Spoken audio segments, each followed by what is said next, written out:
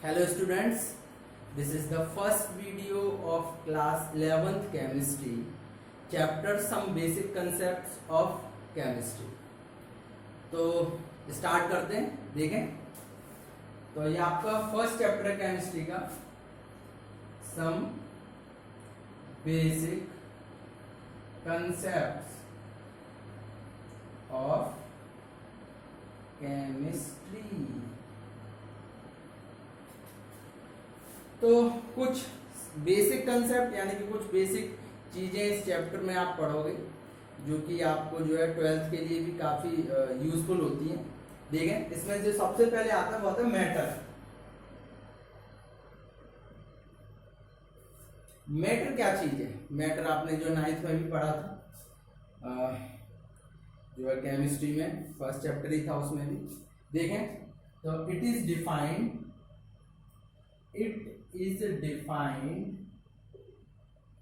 as anything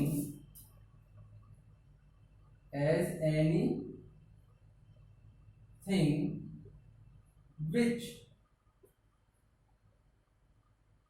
possess some mass and having volume is called matter। तो जिसमें मास हो, जिसमें वॉल्यूम हो, उसे हम मैटर बोलते हैं। फॉर एग्जांपल के तौर पे आप ले सकते हैं कि चेयर हो गई, आयरन हो गया, गोल्ड हो गया, ये सभी आपके मैटर है। उसके बाद मैटर का क्लासिफिकेशन किया गया है। दो तरह से मैटर का क्लासिफिकेशन किया है। एक तो on the basis of physical state और सेकंड है on the basis of chemical state. तो पहले फिजिकल स्टेट पे देखते हैं। इसे मैं डाल रहा हूं, इसे नोट कर लें आप।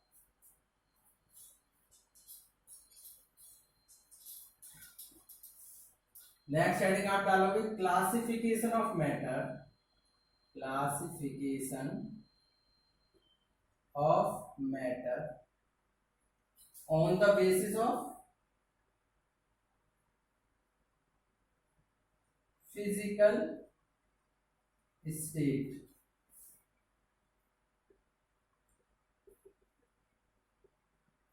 तो फिजिकल स्टेट पर मैटर जो है तीन तरह से जो है क्लासिफाई किया गया है। अगर मैटर को फिजिकल स्टेट पर देखें तो वो तीन तरह से क्लासिफाई है। एक तो आपका होता है सॉलिड, एक होता है लिक्विड और एक होता है गैस। एक पढ़ रखा है। तो सॉलिड क्या होता है? सॉलिड की डेफिनेशन देखें, those substances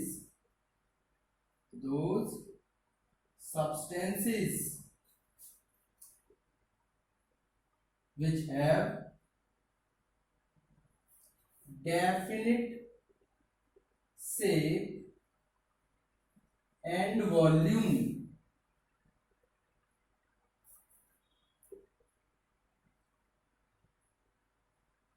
are called solids। ठीक है। लिक्विड्स की बात करें, दो substances which have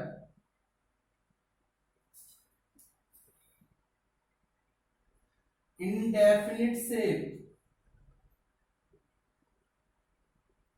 but definite volume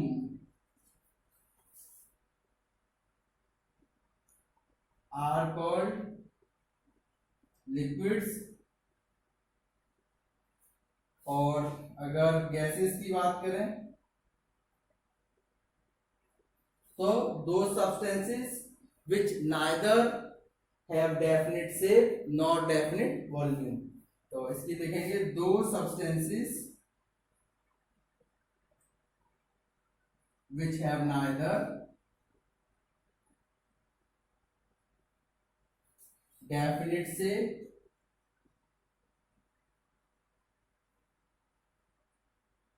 nor definite volume. Definite volume are called gases. तो मैटर को फिजिकल स्टेट पर तीन तरह से क्लासिफाई किया गया है। सेम मैटर को केमिकल स्टेट पर भी क्लासिफाई किया गया है, इसे नोट करें पहले। उसके बाद में मैटर का क्लासिफिकेशन केमिकल स्टेट पर देखें। Classification of matter, classification of matter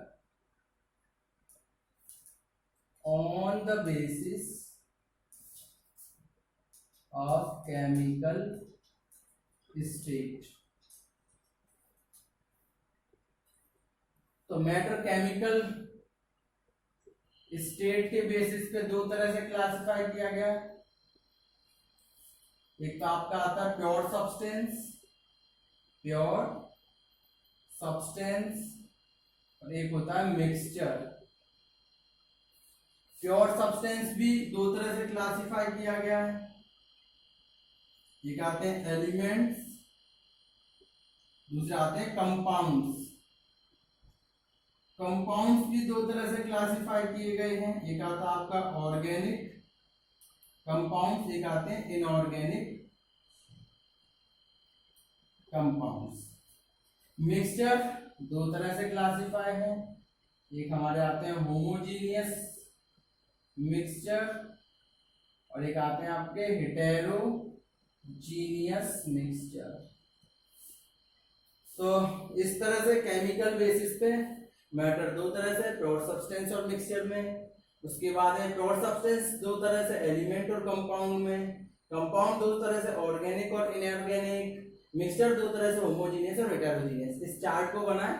अब इसके बारे में जो है डिटेल से डेफिनेशन इनकी लिखेंगे, नोट करें इसे। तो मैटर के क्लासिफिकेशन से, केमिकल क्लासिफिकेशन से रिलेटेड कुछ डेफिनेशन देखें। जैसे एक तरफ था मैटर के प्योर सब्सटेंस, दूसरा था मिक्सचर। तो प्योर सब्सटेंस देखें, a material containing only one type of substance is called a pure substance. यानी कि वो मटेरियल जो कि केवल एक तरह के ही सब्सटेंस रखे, एक तरह की एलिमेंट्स रखे, उसे हम प्योर सब्सटेंस बोलते हैं। जैसे आप बोल सकते हो pure gold, pure silver, pure iron, ठीक है ना। तो ये जो है सभी प्योर सब्सटेंसेस में आता है। उसके अलावा mixture, those materials which containing more than one type of substances are called mixture. यानी कि वो मटेरियल जिसमें एक से ज्यादा तरह के सब्सटेंस आपस में मिक्सअप हो, उसे हम बोलते हैं मिक्सचर। जैसे हम बोल सकते हैं कि नमक और चीनी का मिक्सचर, या नमक और पानी मिक्सचर, सभी मिक्सचर में आते हैं। उसके बाद प्योर सब्सटेंस दो तरह से क्लासिफाई किए गए, एलिमेंट्स और कंपाउंड्स में। तो एलिमेंट्स देखें, an element is defined as a pure substance that containing only one kind of particles. These particles may be atoms और मॉलिक्यूल्स। यानी कि एलिमेंट में प्योर, यानी कि एलिमेंट जो है एक तरह का प्योर सब्सटेंस ही है जिसमें एक या एक से अधिक एटम्स या मॉलिक्यूल्स हो सकते हैं। जैसे कह सकते हैं कि सोडियम एलिमेंट, ऑक्सीजन का एलिमेंट, हाइड्रोजन का एलिमेंट, हीलियम का एलिमेंट, ठीक है ना। तो वो सभी जो आपके एलिमेंट में आते हैं। कंपाउंड देखें, compounds are pure substances containing more than one kind of elements और एटम्स। यानी कि कंपाउंड्स वो प्योर सब्सटेंस होते हैं जिसमें एक से ज्यादा एलिमेंट मिले हों। जैसे वाटर मॉलिक्यूल, जैसे हमारे पास में वाटर का मॉलिक्यूल होता है H2, उसमें दो एलिमेंट है, हाइड्रोजन और ऑक्सीजन। सेम अगर हम बात करते हैं H2SO4 सल्फ्यूरिक एसिड, तो उसमें हाइड्रोजन, सल्फर और ऑक्सीजन तीन तरह के एलिमेंट आपस में मिक्सअप होते हैं। तो वो हमारे पास में एक कंपाउंड है। कंपाउंड मतलब मोर than one types of elements found in pure state, ठीक है। उसके बाद मिक्सचर दो तरह के बताए थे, होमोजीनियस और heterogeneous. Homogeneous, a mixture is said to be homogeneous if its composition is uniform throughout। यानी कि एक मिक्सचर होमोजीनियस मिक्सचर तब बोला जाता है जब उसके कंपोजिशन कंप्लीटली मिक्सअप हो जाए। जैसे नमक और पानी का जो सॉल्यूशन है वो एक मिक्सचर है, ठीक है ना, क्योंकि उसमें नमक और पानी में से आप नमक और पानी जो है आसानी से जो सेपरेट नहीं कर सकते।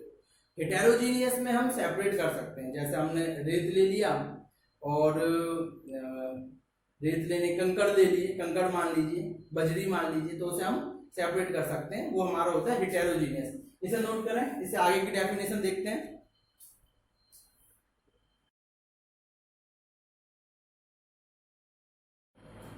तो उससे नेक्स्ट आता है हमारे पास में heterogeneous mixture. A mixture is said to be heterogeneous if its composition it is not uniform throughout.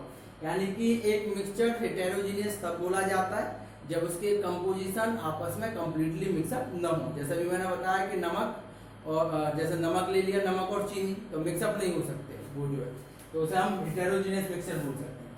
उसके बाद में organic compound, those compounds which made by carbon and few other elements like hydrogen, oxygen, nitrogen, halogen ETC are called organic compounds. यानी कि वो compound जो कि carbon और उसके अलावा कुछ दूसरे एलिमेंट्स है, जैसे हाइड्रोजन हुआ, ऑक्सीजन हो गया, नाइट्रोजन हुआ, हेलोजन हो गया, इस तरह के कंपाउंड से मिलकर बने उसे हम बोलते हैं ऑर्गेनिक कंपाउंड। जैसे methane CH4, ethyl alcohol C2H5OH etc। तो वो कंपाउंड जो कार्बन से बने वो ऑर्गेनिक। दूसरी inorganic, those compounds which not made by carbon are called inorganic compounds, जैसे NH3NOH। यानी वो कंपाउंड जो कार्बन से न बने हों उन्हें इनऑर्गेनिक कंपाउंड बोलते हैं, जैसे अमोनिया, सोडियम हाइड्रोक्साइड etc। उसके बाद में एटम्स एंड मॉलिक्यूल्स देखें। An atom is the smallest, atom की आप 9th में भी पढ़ रखी है definition. An atom is the smallest particle of an element which may और may not be capable of independent existence. यानी कि एक एटम किसी भी एलिमेंट का सबसे छोटा पार्टिकल होता है जो कि हो भी सकता है और नहीं भी हो सकता है, उसका फ्रीली एग्जिस्टेंस, यानी कि फ्री स्टेट में हो भी सकता है और नहीं भी हो सकता है। उसके बाद है molecules, it is the smallest particle of the element और compound which can exist freely. यानी कि मॉलिक्यूल जो है एलिमेंट का भी स्मॉलेस्ट पार्टिकल होता है लेकिन ये फ्रीली एग्जिस्ट करता है। जैसे वाटर का मॉलिक्यूल ले लें हम, तो वाटर का मॉलिक्यूल होता है H2O, तो H2O फ्रीली जो वाटर में एग्जिस्ट करता है, लेकिन H2O में हाइड्रोजन और ऑक्सीजन फ्रीली एग्जिस्ट नहीं करते, ठीक है ना। तो एटम और मॉलिक्यूल्स में ये अंतर आता है। तो इन सभी डेफिनेशंस को आप नोट करें अपनी फेयर नोटबुक में, इसे याद करें क्योंकि पेपर में जो है इनमें काफी अंतर आ जाता है, पूछ लेते हैं what is the main difference between atom and molecules, या what is the main difference between homogeneous and heterogeneous mixture. कुछ इस तरह से आपको क्वेश्चन जो है मिल सकते हैं, तो इन्हें अपने फेयर नोटबुक में नोट करें। आज के लिए इतना ही, नेक्स्ट वीडियो में इससे आगे के बारे में डिस्कस करेंगे, तो तब तक के लिए गुड बाय।